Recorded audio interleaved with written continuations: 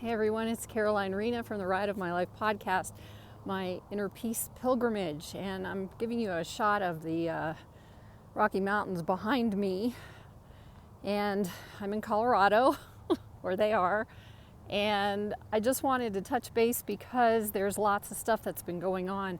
I landed here a couple of weeks ago, and just trying to feel my way, get acclimated to the higher elevations, especially from Florida, because it's sea level there, and Rocky Mountain's a little bit different.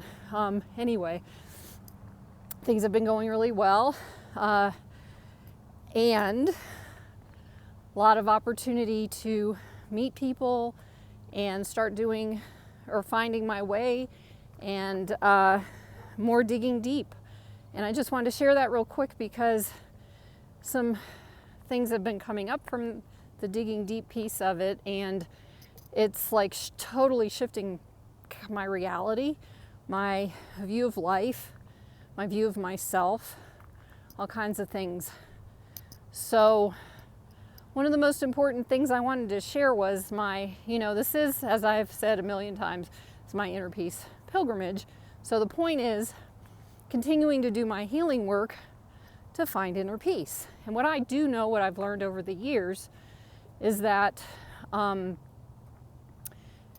once we find the truth about ourselves, our soul, the truth of who we are, not the things that we've been told as children, not the things that we experienced as children or during our lifetime, and maybe not even the things that we've been told during our lifetime.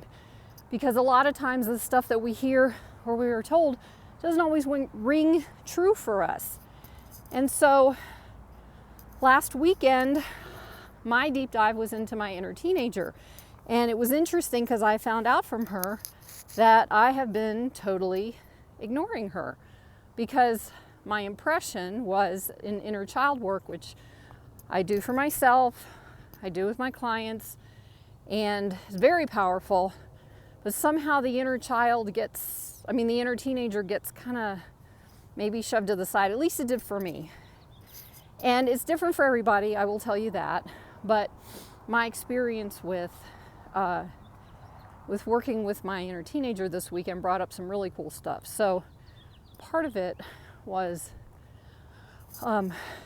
when I started my healing journey, my 10-year-old inner child was running my life, and everything that she wanted, because of all the things she was going through with my parents' divorce and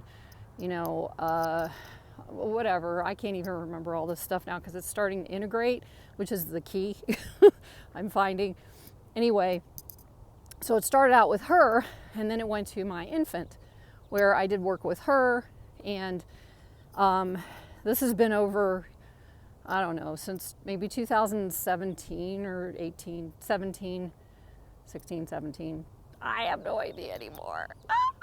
Anyway, this weekend, my inner teenager showed up, and with the help of a friend of mine who was walking me through this process, and she just brought that up, and I was like, wait a minute, why am I not paying attention to her?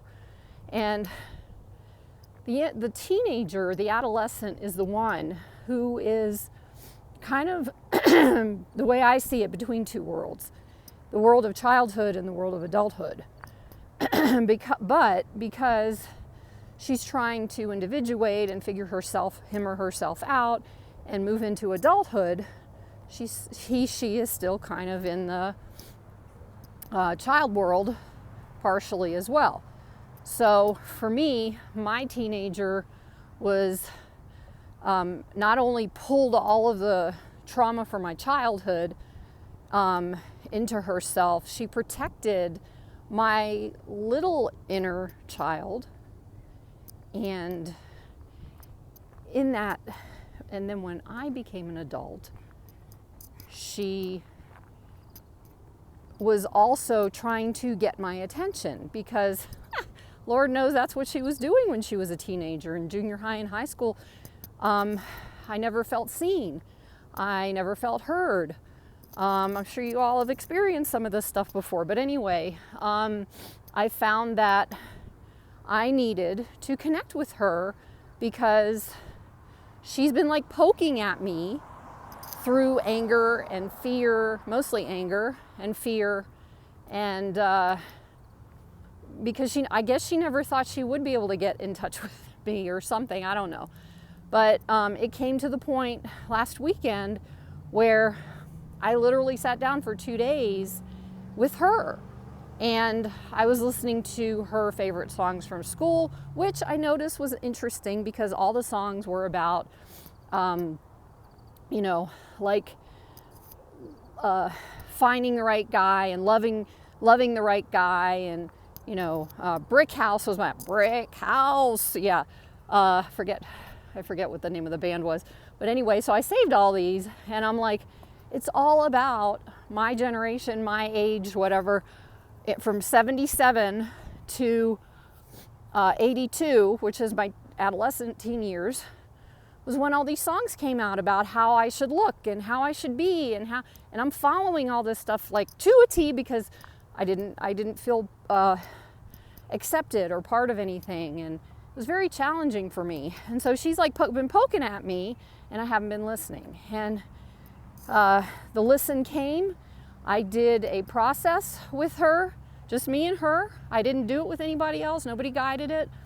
And I discovered things about her that were so powerful and so helpful for me to recognize that she's here with me too.